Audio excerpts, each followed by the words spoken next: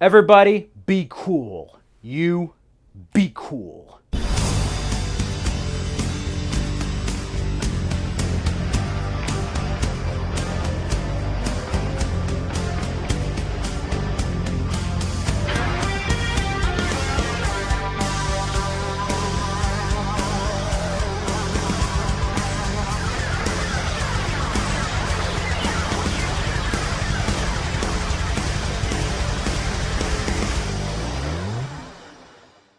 Hello everyone, today I wanted to share with you my top 10 favorite episodes of From Dusk Till Dawn, this series. Now this is based upon the 1996 film From Dusk Till Dawn, and this is one of my favorite adaptations of a film. I mean, it's up there with MASH. I love this show, all 3 seasons. I own them on Blu-ray, and I've been a fan of this since its inception all the way to its conclusion. It's a nice trilogy. Seth and Richie Gecko, wonderfully portrayed by DJ Catrona and Zane Holtz.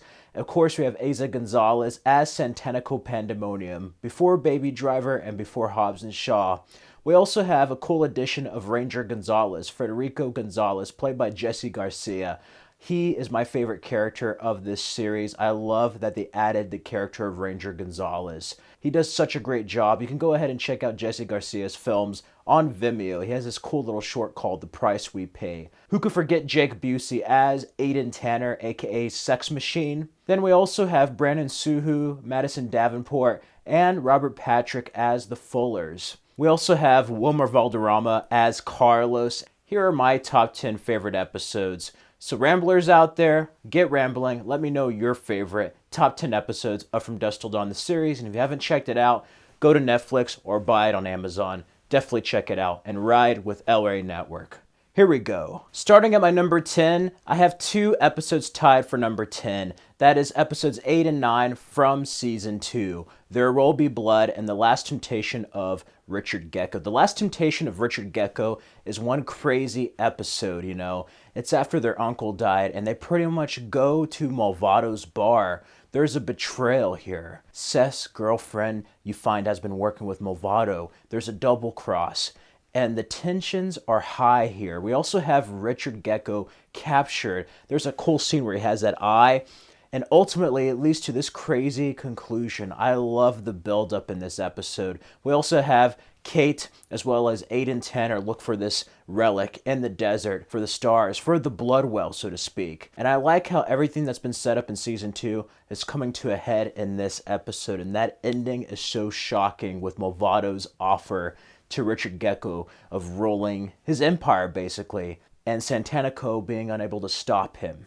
And that leaves it in a crazy, crazy place. There Will Be Blood is the aftermath of that, and I love the episode because Seth and Santanico actually team up and she confronts Malvado, who's abused her in the past. She gets her revenge and he gets his. He had it coming, man, and I love it. I love Richie trying to save Kate Fuller, and ultimately that whole scene with Kate's death, Carlos shooting her, is just intense and unexpected and just jaw-dropping. I did not expect that ending, you know? And I love it because Scott is kind of at a crossroads. He was kind of bad. He was with the Culebras. He was with Carlos. And after seeing the last member of his family killed, he starts to switch sides. 2 wonderful episodes that are just fantastic. Joe Menendez directs them. After that, at number 9 is the finale of season 1, The Take. The Take is an awesome episode. This is a conclusion of From Dusk Till Dawn season 1. Pretty much From Dusk Till Dawn. It's the end of the movie. It's directed by Dwight Little, who you may know directed Halloween 4. I love this. The brothers getting out of the maze and having to confront Carlos. I love this episode. Santanico, you get to see the bat wings. That was just so crazy. You see why Santanico needed the Gecko brothers and Richie to get out of the titty twister, out of the pyramid. And it's such a tragic end because Seth loses a brother, you know. Everybody loses a family member. Scott is fully turned. We have the death of Kate and Scott's father. Robert Patrick gives us such a brilliant performance, such a sad scene. We get to see Ranger Gonzalez have these visions, and if he does try to stop the Geckos, he's going to lose a piece of his soul and his daughter that's just been a newborn. And I love that stuff. A lot of crazy stuff with religious cards. If you're religious like me, you're from South Texas, in Texas, you know, that shit's real. Anyway, I love that. And that confrontation of the exchange, the shootout they have, and then ultimately everybody going their separate ways. I love that vehicle Seth has. Seth may be a bastard, but we now know that he's a fucking bastard. It's different from the movie. I love it. Richie and Santanico leave for the United States, so it leaves a lot open. But it's just a wonderful episode that again has Dark Knight by the Blasters at the end credits. And it wraps up everything nicely while leaving a little bit for Season 2 to explore. After that, at number 8 is Episode 7, La Llorona. La Llorona is such a cool episode. That stuff's real too. Urban legends, La Llorona, El Cucuy. Those are real urban legends, especially in Texas. And I love La Llorona because Season 3 was pretty much like a Monster of the Week, Freak of the Week episode, much like other shows like X-Files or Smallville. They used to have stuff like that, and I love the format for Season 3. It really changes it up from the usual From Dusk Till Dawn formula, but that one's really crazy with like Ranger Gonzalez finding this nice, attractive woman who turns out to be this monster. Meanwhile, Kate is possessed by Amaru, and Tom Savini's character is cool. She's basically trapped there, and Seth thinks he can still get across to Kate. Thinks that she's in there, that Amaru's not completely taking control. The whole thing is a trap, and everybody is just blindsided in this episode. I love that with the addition of La Llorona just being this beautiful woman, just being this ugly creature. Very much a horror standalone episode, and I love everything about this, how all the characters are tested, how all of them are offered things, and ultimately the confrontation they have with this woman. Such a great twist, such a great Monster of the Week episode. It's among one of my personal favorite monsters and just one of my favorite episodes of the series. After that, at number 7 is episode 6 from season 1, The Place of Dead Roads. The Place of Dead Roads is an awesome episode. It refers to a conversation Ranger Gonzalez and Earl McGraw had. I love Don Johnson in this role, the flashbacks they have, and Freddy being tested. Ranger Gonzalez is tested. He's after the Gecko brothers, and he has to cross through the Place of Dead Roads. He's seeing visions, all this crazy stuff. And they know that Richie's not all there, you know. There's something else bringing them there. And Seth begins to worry. Kate begins to worry.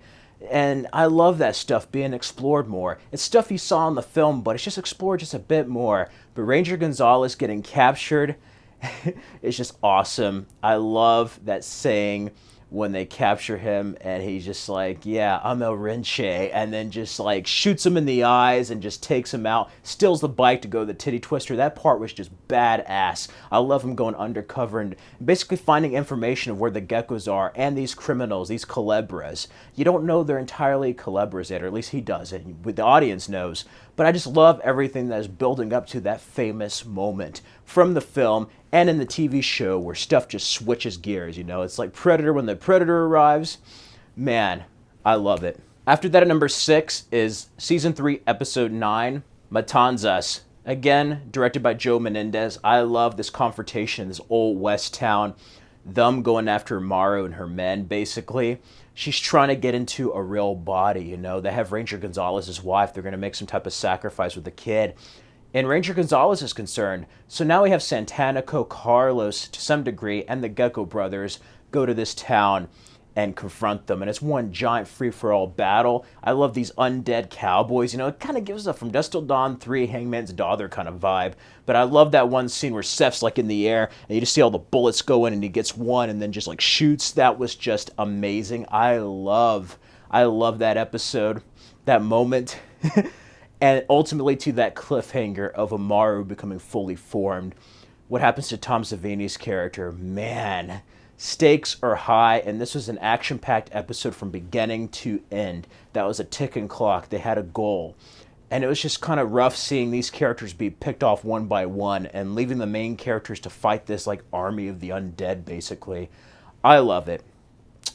I do wish, though, that Amaru, it was a missed opportunity that they did not get Selma Hayek. That would have been cool to see the original Santanico fight the new Santanico, but it was a great reveal, nevertheless, that left it open for the series finale.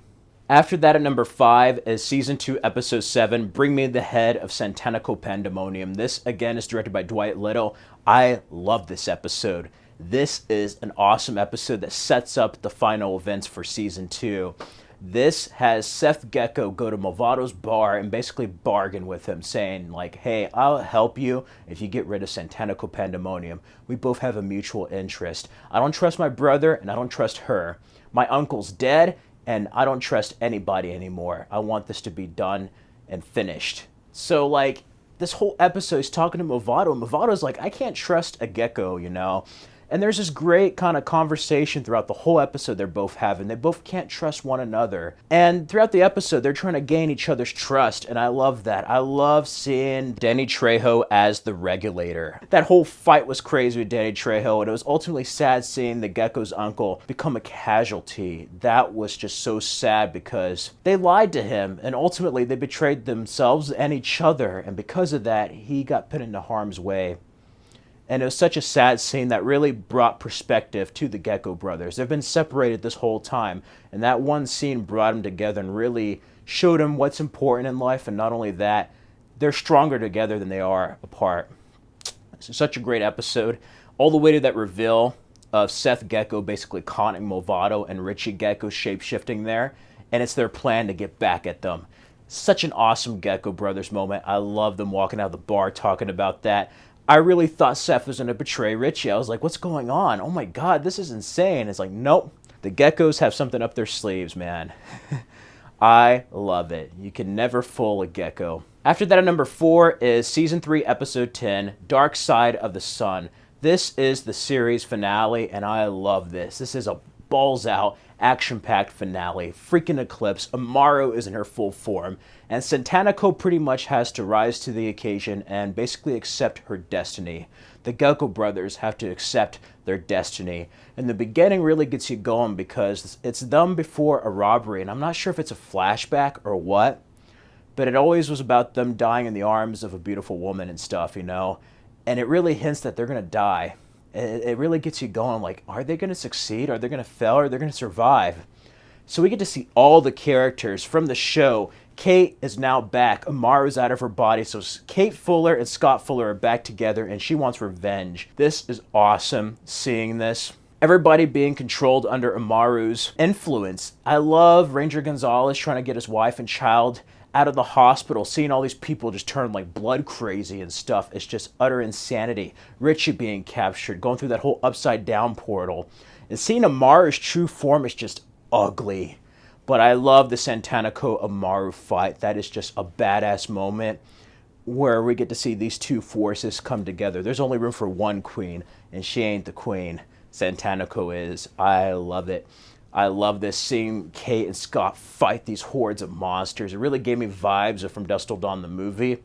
And ultimately to that end where Seth realizes this is kind of his fault along with Richie's fault, that Kate is in this predicament, you know. If they didn't take their family hostage, it wouldn't be there. So everybody has to kind of come to terms with their actions and decisions throughout the whole show in this one episode. And I love that confrontation and how they take care of Amaru and those souls just basically consume her and just take her back to her world. That was some Nightmare on Elm Street 4 stuff there, man.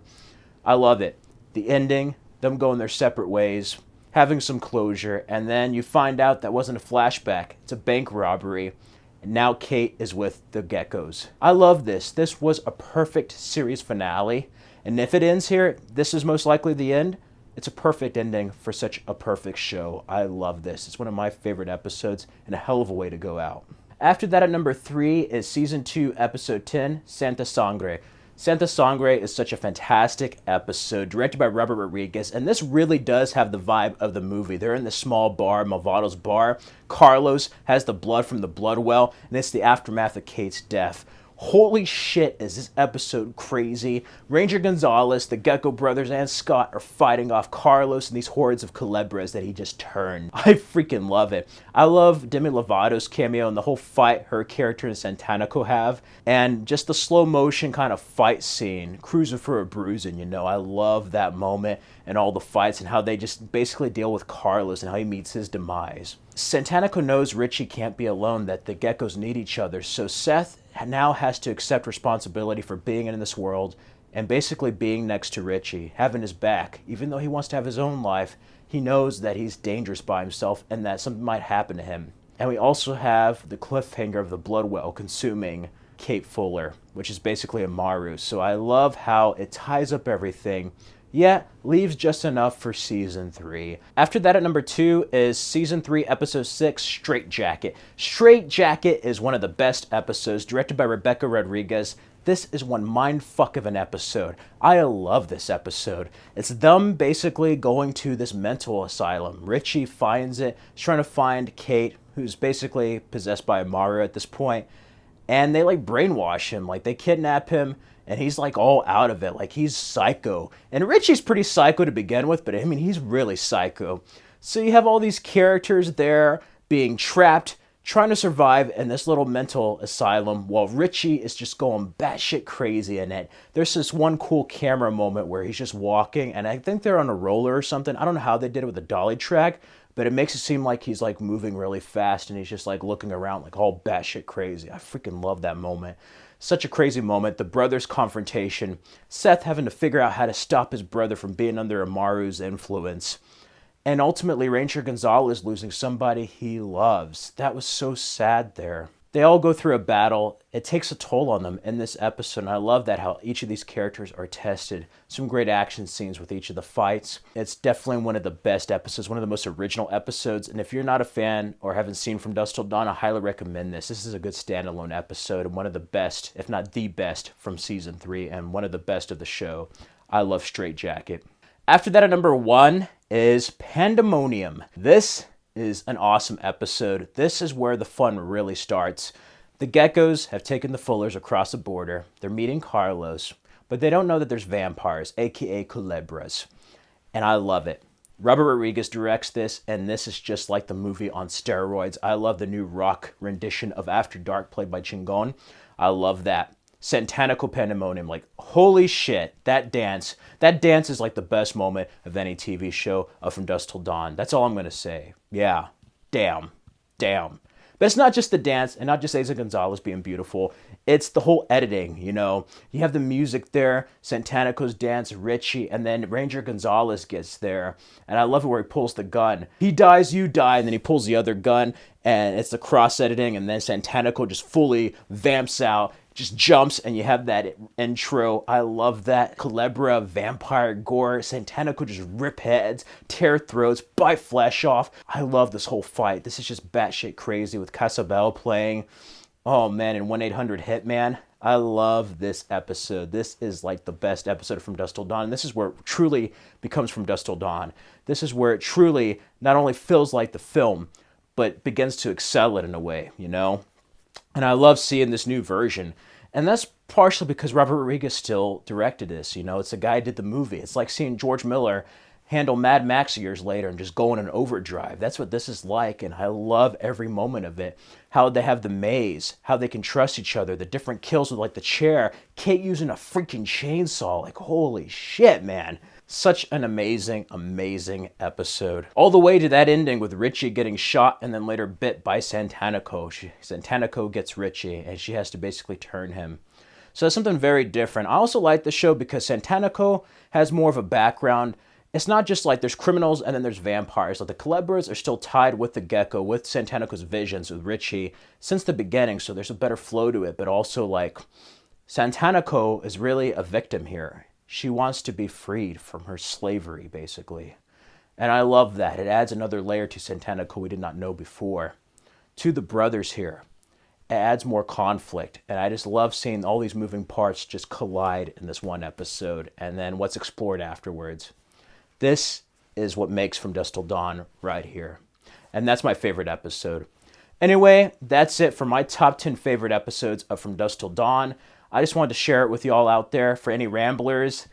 I love this show, and I just wanted to revisit it in this quick little video. Feel free to let me know your favorite episodes of From Dusk Till Dawn. If you've seen it, let me know your top 10 favorite episodes. And yeah, if you haven't checked it out, definitely check it out. Feel free to follow me in the Stardust app at Fred Film Fanatic, and subscribe and check out these other videos if you like this on my channel. Till next time, Ramblers.